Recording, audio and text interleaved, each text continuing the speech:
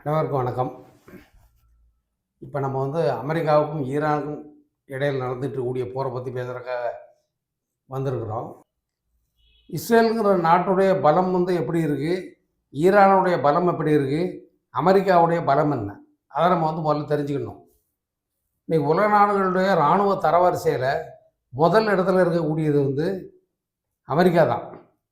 இராணுவ தரவரிசை எப்படின்னு ஒரு பட்டியலை பார்த்தோன்னா முதல் இடத்துல அமெரிக்காவும், 2வது இடத்துல ரஷ்யாவும், 3வது இடத்துல சீனாவும், 4வது இடத்துல இந்தியாவும் இருக்குது. ஆனால் இஸ்ரேல் எங்கே இருக்குது, ஈரான் எங்கே இருக்குது அப்படின்னு நம்ம பார்த்தோம்னா இஸ்ரேல் 16வது இடத்துல இருக்குது, ஈரான் 17வது இடத்துல தான் இருக்குது. அதுக்கு அடுத்த இடத்துல தான் இருக்குது. சரி, அமெரிக்காவுக்கு நாங்கள் ஒரு கடுமையான ஒரு போட்டியை கொடுப்போம் அப்படின்னு சொல்லிட்டு இருக்கக்கூடிய நாடான வடகொரியா மாதிரி நாடு எந்த இடத்துல இருக்குது அப்படின்னு பார்த்தோம்னா 34வது இடத்துல தான் இருக்குது.